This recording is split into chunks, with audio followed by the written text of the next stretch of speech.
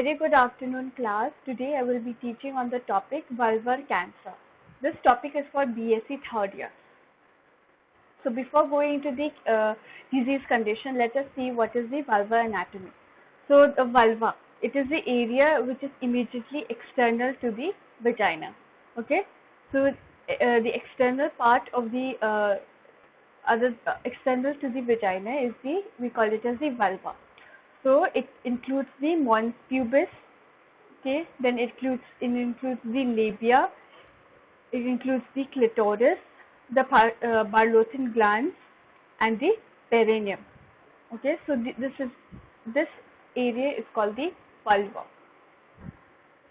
Then what is the definition of vulvar cancer? Vulvar cancer is a type of cancer that occurs on the outer surface area of the female genitalia. So if there's any tumors which are formed in any of the areas of the vulva, then we can call it as vulvar cancer. The vulva is the area of the skin that surrounds the urethra and the vagina, including the clitoris and the labia. Vulvar cancer commonly forms as a lump or a sore on the vulva that can cause itching, though it can occur at any age. So it is not specifically to occur only in adults, female. Okay, but it can occur in any age. It can occur in teenage females also. Vulvar cancer is most commonly diagnosed in older adults, but the most commonly age group is the older adults. Okay. Then the labia majora are the most common site of vulvar carcinoma. Okay, so the most common area of the where vulvar cancer can occur is the labia majora. Okay, so you can see here these are the labia majora. Here, this is the labia majora. Okay, it accounts for 50% of the cases. Then labia minora accounts for 15% and 20% of vulvar carcinoma. The clitoris and Bartholin glands are the less frequently involved. Lesions are multifocal in about 5% of the cases. So the most common areas where the vulvar cancer can take place are the labia majora. Okay, for about how much percent? About 50% of the cases. Then there are some causes of vulvar cancer. Okay, there are two independent pathways of vulvar carcinogenesis, and they are felt to currently exist. Okay, so if a patient is suffering from any HPV virus infection, okay, human papilloma virus infection, then there are chances that the patient can develop vulvar cancer. And the second cause is if there's any inflammatory or chronic inflammatory of the vulva, that is, we call it as a vulvar dystrophy, or if the patient is suffering from any autoimmune diseases like systemic lupus erythematosus, okay, or any other like scleroderma, okay, or any other autoimmune disease condition. So these are the causes of vulvar cancer. So number one is HPV infection, okay, human papilloma virus infection. Number two is if there's any vulvar dystrophy or patient suffering from autoimmune disease condition. So who are at risk for developing vulvar cancer? Number one is the old age. Okay, the number two is precancerous changes or any dysplasia in the vulvar tissues, any changes in the cells of the vulvar tissues, then that can also be at a high risk for developing vulvar cancer. Next is lichen sclerosis, which causes persistent itching and scarring of the vulva. Next, HPV infection is also one of the risk factors. Cancer of the vagina or cervix. Then heavy cigarette smoking, chronic granulomatous disease or a hereditary disease that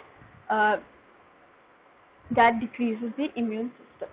Okay, so these are some of the risk factors for vulvar cancer. Then coming to the signs and symptoms, the patients, the possible signs of vulvar cancer includes the bleeding or itching. Okay, so patient will have severe itching. Apart from these, patient may have lump or growth on the vulva, any changes in the skin of the vulva, the color, or the growth that looks like an ulcer or a wart, then itching in the vulvar area that does not go away, bleeding, tenderness in the vulvar area. Okay, so these are some of the signs of vulvar cancer. Now coming to the stages. Okay, so there are many stages in vulvar cancer. There are basically 4 stages. Okay, and let us see with the first stage. Stage 1, the cancer has formed, but it has not moved beyond the vulva or the perineum. So stage 1A is the cancer is 2 centimeter or smaller, and it has not spread no more than 1 millimeter into the vulvar tissue. The cancer has not spread, it has not reached to the lymph node. Okay, so in stage 1A, the size of the cancer is 2 centimeter or smaller than that, and it does not spread to the other areas. Stage 1B, the cancer is larger than 2 centimeter and has spread more than 1 millimeter of the vulvar tissue, but the cancer has not reached to the lymph node. Then that was about stage 1. Stage 2 is the cancer has reached the lower part of the urethra, the lower part of the vagina or the anus.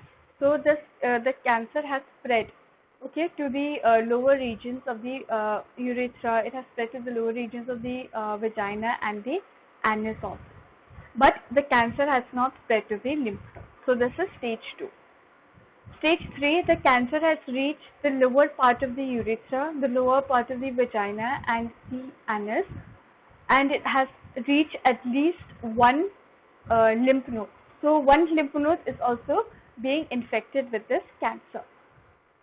Next stage, let us see, stage 3 has been divided into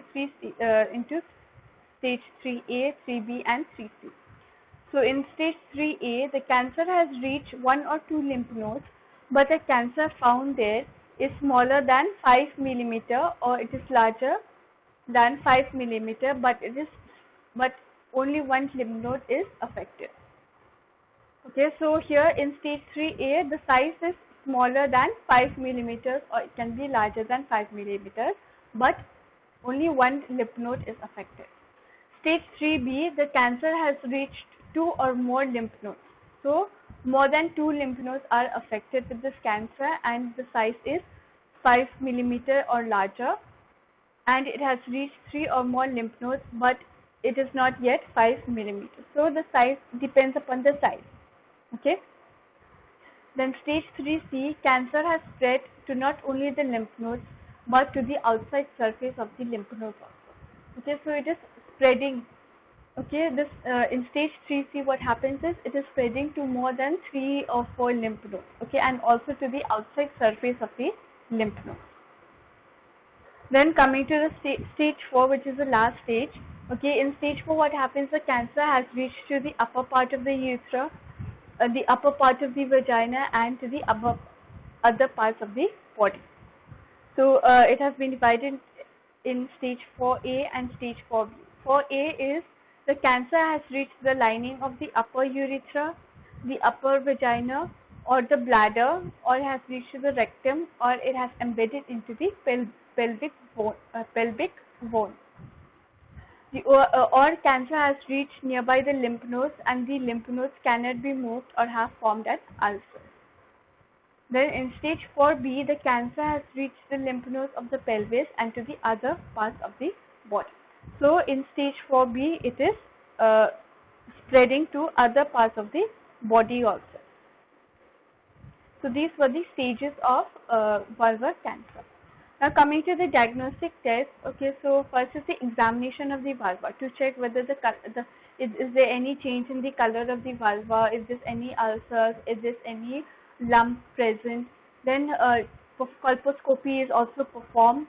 Then biopsy is a tissue, the cancerous tissue can be a small tissue can be removed and sent for investigation. Then CT scan can be performed, PET scan can be performed, X-ray, MRI. All these are to check for the extent of the cancer, which stages or which stage the patient has reached. So these are the diagnostic tests. Now coming to the treatment. Okay, so modern treatment, okay, if the patient is in early stage, then a radical local incision. Then we will just try to remove the lump or the cancer. Then if it is more advanced stage, then a modified radical incision with sentinel node biopsy. So here we not only remove the tumors but also remove the affected lymph nodes. Okay, so this is more in a more advanced stage. And in a very advanced stage, then we can give radiation therapy or chemotherapy can be started. And we perform the main surgeries, that is the partial valvectomy or the radical valvectomy. Partial valvectomy is only the affected area, okay, where the cancer is present, only that area we will remove. So this is called partial valvectomy. Whereas in radical valvectomy, the whole area of the vulva is being removed, okay, or if the tumor is present in the majora labia majora, then the whole labia majora is being removed. Okay, so this is radical valvectomy. So this is about the surgery and the treatment being given to the patients suffering from vulvar cancer. So I hope this is clear. Okay, so thank you, class.